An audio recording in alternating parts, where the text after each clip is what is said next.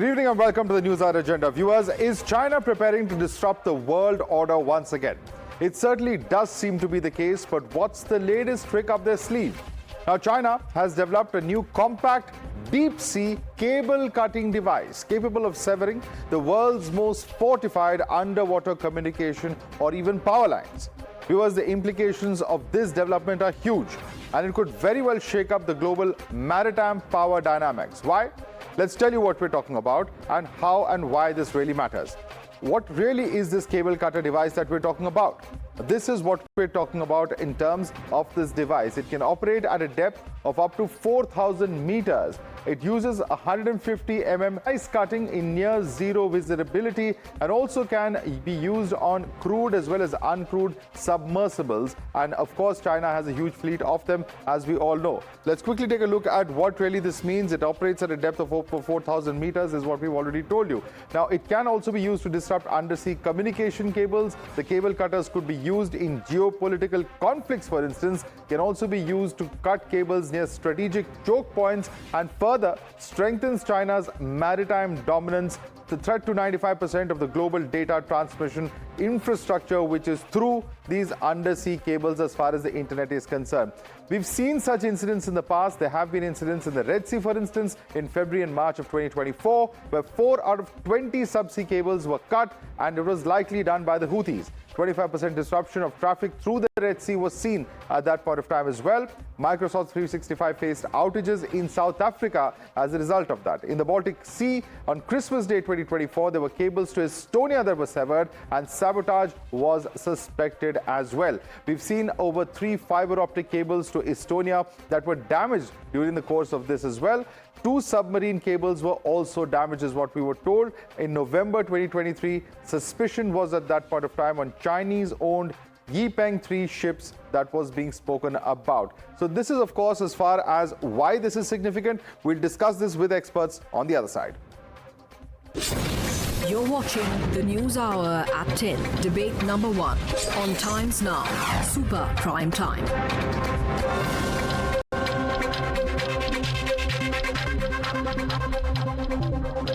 Let's take it across to our guest now. Joining us with us is Sushant Sareen, who's a senior fellow at the ORF. With us also is Elizabeth Loris, who's a fellow at the Atlantic Council Indo-Pacific Security Initiative at Washington, D.C.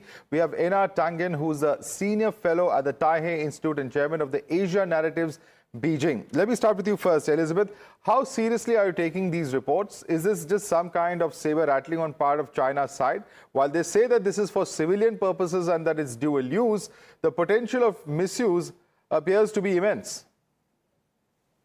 Certainly, Washington is taking this seriously as the dominant power in the Indo-Pacific, as well as the dominant naval power. Naval security, maritime security is an issue for Washington. Washington is observing that China is signaling that it has the capability to do this. It's not a secret, anymore. China is very proud of its technology. It's very advanced technology, and it makes a lot of that information public so that the public can see that China is now a peer, maritime power with the United States. And so, but when it actually uses the cable cutting, it doesn't, of course, self-identify, right? There's been sabotage now about 5, even perhaps 6 times against cables around Taiwan as well as up in the Baltic. But China uses, or employs plausible deniability. So it's hard to particularly identify that Chinese ships did this, but we all know that they have the capability. Okay. Let me take this across to Ena Tangen as well. Ena Tangen, there is the role of China that has been suspected in at least some of those incidents. Is it now China that is openly sort of showing this technological prowess in a bid to establish its dominance, particularly as far as the entire Indian Ocean region is concerned? No, I think that's a narrative that's best suited to the United States. After all, my colleague forgot to mention Nord Stream 2, which was cut, mysteriously blown up. You don't need a cutter to interrupt undersea cables. You can follow them along. You can plant explosives. You have submarines, other submersibles. What China has been building infrastructure, and quite frankly, they're in the cable game as well. And as a result, they need maintenance robots. If this was for military purposes, the whole point about military is to keep it secret so that you don't disclose your capabilities. And quite frankly, it's a well-known open secret that well, it could also be a deterrent, sir, where you flash it so that your rivals are aware of what you're capable of. Well, yes, you can always flash things, but I don't think it's not China who has started wars. And it's not China who is trying to take over other lands. Quite frankly, China has been very pacifist, and it has had border disputes. My God, it's trying to settle those. Okay, one of our panelists, Sushant, is actually having a smirk while you said that. Yeah. Panama. Okay, yeah, please conclude. Please conclude your point. And then I'll go across to Sushant, yes. I'm sorry, there's a problem with your connection there, sir. We can't hear you very clearly. I'm going to request my team to fix that line. But Sushant Sareen, I couldn't help but notice the smile that you had when Mr. Tangen said that China has been quite pacifist and not expansionist. No, you got to admire the chutzpah of Mr. Tangen when he says that China is a pacifist country and it's not had any evil designs on other people's territories. We had the 62 war with India, where China tried to invade India. We had the 1971 invasion of Vietnam, where they got a bloody nose. We've seen them convert an entire sea into their personal lake, or at least they're trying to do that. And what they're trying to do with Taiwan and the kind of bullying that they are doing out there, it's before everybody. So I don't want to belabor the point, but I think, Madhav, on the larger question, look, we have to understand that disruptive technologies are part and parcel of modern day warfare. And what the Chinese have demonstrated or have developed is going to be, all these technologies are also dual use. Now, you can say that it's only for, we are in the cable business, we want to repair it, but that same technology can be used for disruption of your adversary's communication links, cutting off cables, damaging even pipelines which are running underwater, and not necessarily only in the Indian Ocean or the Pacific, but even in other geographies. So we have to understand that this is part and parcel of modern day warfare. And these kind of technologies, more and more are going to come. Now that the Chinese have developed this, the Americans are likely to be in a race to develop something which will disrupt the Chinese disruptive technologies. Similarly, we've seen that another communication thing which everybody is now developing, and not for now, it's been happening for decades, is anti-satellite warfare, right? So you bring down satellites, you disrupt communications. You don't have to do it in a kinetic way, you can do it in non-kinetic ways as well. Now, all of these technologies are only going to expand as technologies expand. And I think we need to learn to live with the consequences of modern day technologies and their disruptive effects. So to that extent, I don't really, blame the Chinese for what they're trying to do. But I think it's very clear the fact that they're making it public is to inform the rest of the world, not only to kind of showcase their technological prowess, but also to showcase to the world, as you very correctly said, that look, we have technologies to put in place deterrence, that we are more than capable than what you thought we were. And that is because look at the situation right now globally. You have an administration in the US which is not ready to give any quarter. You have a lot of flux taking place geopolitically, and the Chinese are afraid that they're going to get the rough end of the stick on this issue. Okay. And clearly they are posturing to make sure that that does not happen to them. Again, I don't blame them for what they are trying to do, but for anybody to pretend that China is a very benign and, this soft, cuddly little bear which everybody wants to hug, Come on, we know better than that. Okay, Mr. Tanger, would you like to respond to that? Because, there have been significant Chinese investments in these undersea cables, and there are places such as Guam which could be potentially choke points where if China wants to sort of flex its muscle, and of course, as Sushant said, in the larger, scheme of things where China feels that it's perhaps losing out, is attempting to flex its muscles a bit at this point of time. Well, I mean, the only one we know for certain has flexed their muscles is whoever destroyed Nord Stream 2. And that was quite an event, tons of explosives, etc. So, I mean, this idea that dual use is a threat to everybody, yes, he's quite correct. Anything can be used. A butter knife is dual use. I can use it to spread my butter, or I could kill you with it. But you're not going to get away from that. The fact is that China is leader in infrastructure. Both in terms of the number of ports they built, roads, etc., and they are very much, as you pointed out, in the undersea cable game.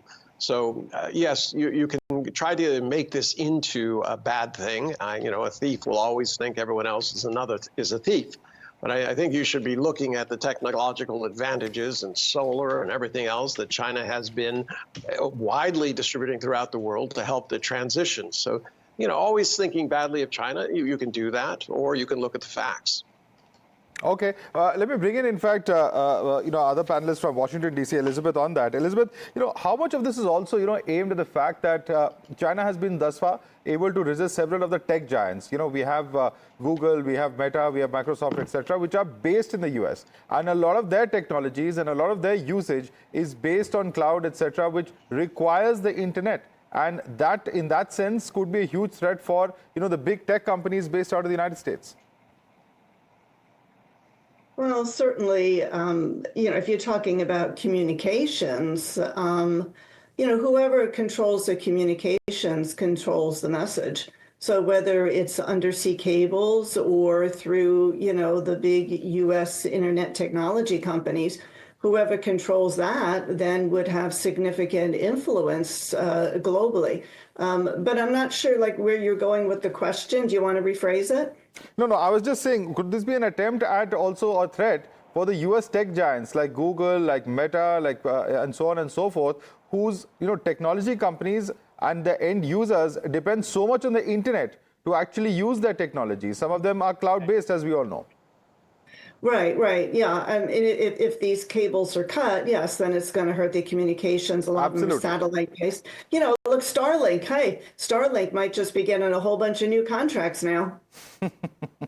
So good news for Starlink then, perhaps. All right, another occasion for you to smile there, Sushant. But the larger question is this, that, this is a lesson for India as well. In the Indian Ocean, we already know about the entire string of pearls theory and, how India has been trying to counter that. But, the larger question of the maritime dominance in this region also is a huge issue of concern for India, just underlined by this, because just look at the kind of technology, it's several thousand meters deep in near, invisible conditions. You're able to sever, what are essentially steel cables, and that is no mean feat in terms of engineering and in terms of technology. But that threat, very much a very important one for India as well.